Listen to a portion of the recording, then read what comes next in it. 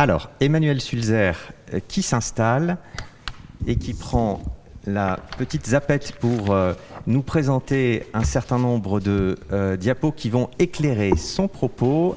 Installez-vous tranquillement, prenez le micro. Bonjour Emmanuel. Bonjour Nicolas. Alors, je vous laisse vous présenter en quelques mots. Alors, bonjour, je suis Emmanuel Sulzer, je suis sociologue et je suis chargé d'études au CEREC au sein du département Travail, Emploi et Professionnalisation. Et vous avez travaillé en équipe sur le sujet qui nous intéresse avec Marie-Hélène Toutain, Antoine Bonleu et Olivier Joseph. Tout à fait. Votre présentation aujourd'hui rend compte d'une étude réalisée par le CEREC en 2019, l'année dernière, pour le compte de Constructis. C'est pas les bonnes slides. Alors, attendez, on va passer le...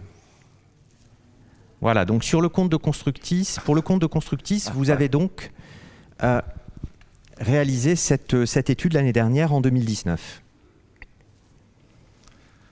Oui, pour le compte de Constructis, qui nous avait commandé une étude qui avait pour objectif de faire un état des lieux de l'offre de formation initiale au bâtiment travaux publics, qui a combiné deux approches. Une approche qualitative par entretien auprès d'une trentaine d'acteurs du secteur dans les régions Hauts-de-France et Sud, et une approche quantitative avec l'exploitation de différentes bases de données du ministère de l'Éducation nationale et des enquêtes génération du CEREC. Votre présentation va s'articuler en 3 temps. On le voit apparaître à l'écran, on l'a vu apparaître tout à l'heure. 3 temps que vous nous présentez. Alors 3 temps pour souligner d'abord la place centrale de l'apprentissage dans les formations initiales du bâtiment, les défis auxquels la branche, cette offre de formation est confrontée à l'heure actuelle et la manière dont la branche se mobilise pour faire face à ces défis. Alors on commence, Emmanuel, par le focus sur l'apprentissage. Alors ce focus qui souligne que l'apprentissage est bien au cœur des formations initiales du BTP. En effet, si on considère que le secteur du BTP, c'est 15% des entreprises du secteur marchand, non agricole, non financier, et 11% de l'emploi dans ce secteur selon l'INSEE, c'est aussi 13% des effectifs d'apprentis en 2017 et représente 16% des nouveaux entrants en apprentissage. Ensuite, si l'on utilise les données de l'enquête génération 2013, enquête 2016, sur 700 000 jeunes sortis de formation initiale cette année, 5% s'étaient formés au BTP. On constate que, tout niveau confondu, la part des apprentis dans les formations BTP est de 58%, contre 18% seulement pour les formations hors BTP. La mobilisation de l'apprentissage dans le bâtiment est particulièrement notable au niveau 3, c'est-à-dire au niveau CAP dans la nouvelle nomenclature, puisqu'il représente 79% contre 45% dans l'ensemble des formations, et également au niveau 4, c'est-à-dire au niveau bac, avec 39% de sortants d'apprentissage contre 14% pour les autres formations. Il y a donc une surreprésentation qui est marquée de l'apprentissage dans le secteur. Comment expliquer cette spécificité sectorielle ? Alors, il faut notamment tenir compte de la structure du secteur du BTP qui est très polarisée. Entre d'un côté ce qu'on appelle les majors, que tout le monde connaît, c'est Vinci, Bouygues, Eiffage, très grosses entreprises, quelques bâtisseurs régionaux de taille intermédiaire et 90% de TPE-PME, entreprises de moins de 10 salariés. Donc c'est extrêmement polarisé et selon leur taille, leur organisation, ces entreprises ne vont pas mobiliser l'apprentissage de la même manière parce qu'elles n'ont pas forcément les mêmes besoins en compétences. Schématiquement, on pourrait dire que le niveau bac pro et au-delà intéresse assez peu les TPE-PME qui ont tendance à privilégier le CAP comme premier niveau de qualification. Le bac pro et éventuellement son corollaire, le BTS, sont davantage appréciés par les grandes entreprises avec des métiers différents. On retrouve en fait cette dualisation en matière de parcours de formation. Si le parcours du CAP au diplôme d'ingénieur est affiché, il est en fait rarissime. Les idéotypes sont des parcours en duo de certification, c'est-à-dire que les PME utilisent soit des CAP multiples, maçon, couvreur, etc., soit le CAP avec le brevet professionnel. Dans les grandes entreprises, on retrouve des poursuites d'études de type bac BTS ou, le cas échéant, licence professionnelle, puis vers le master ou cursus d'ingénieur. L'apprentissage semble donc bien au cœur des formations initiales dans le BTP, et pour autant, il y a quand même pas mal de freins et de challenges à relever. Oui, alors sans être exhaustif, on peut en noter 3 points principaux qui sont des problématiques du secteur. Alors première problématique, ce sont les parcours de formation inachevés. Les formations BTP produisent davantage de sortants sans diplôme que les autres, et en apprentissage, le niveau de rupture de contrat est supérieur à la moyenne intersectorielle, comme on le voit sur cette diapositive, donc entre 33 et 34%, contre 28 à 29% pour l'ensemble des secteurs. C'est un chiffre important, mais il faut savoir que le bâtiment cumule les facteurs qui font hausser le taux de rupture de contrat. D'abord, la surreprésentation, on l'a dit, des PME, TPE, où il y a davantage de rupture de contrat, et des apprentis plus jeunes, qui sont les plus à risque de rompre leur contrat. Alors, le second défi, c'est une insertion relativement minoritaire dans la cible professionnelle, même si l'apprentissage permet de limiter cette déperdition. On voit en effet que les sortants d'apprentissage sont 45% en emploi dans le secteur du BTP à 3 ans. Ce n'est le cas que de 29% des sortants de la voie scolaire. Si l'on regarde maintenant l'insertion dans la cible professionnelle, c'est-à-dire le fait d'exercer un emploi du bâtiment dans le secteur du bâtiment, cela concerne 29% de l'ensemble, soit 38% des sortants d'apprentissage et seulement 18% des sortants de la voie scolaire. Et enfin, le troisième défi du secteur, c'est sa sensibilité à la conjoncture. Comme dit le proverbe, quand le bâtiment va, tout va, et inversement. Voilà. Alors, sensibilité à la conjoncture, on l'a particulièrement vu à la fin des années 2000, après la crise de 2008, avec une contraction économique particulièrement forte dans le secteur. Oui, on peut dire qu'il y a trois impacts forts, c'est-à-dire au niveau de la formation, on a une très forte baisse des contrats d'apprentissage qui souligne son caractère procyclique. Côté emploi, ça s'est traduit par une perte de jeunes qui se sont insérés dans d'autres secteurs plus porteurs, comme l'industrie par exemple, et dont on ne sait pas s'ils reviendront vers le bâtiment. Et ensuite, il y a eu des stratégies d'entreprise pour faire face à cette crise qui ont pu nuire au développement de l'apprentissage.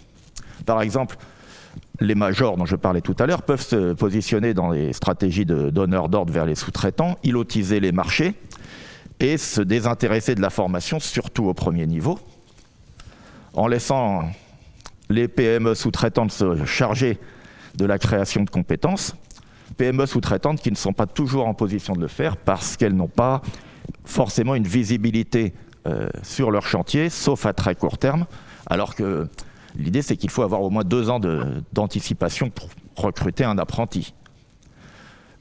Celles qui choisissent des stratégies de niche, par exemple la restauration de monuments historiques, c'est un exemple, peuvent mobiliser l'apprentissage, mais elles vont le faire sur des besoins spécifiques et qui ne sont pas transversaux pour le secteur.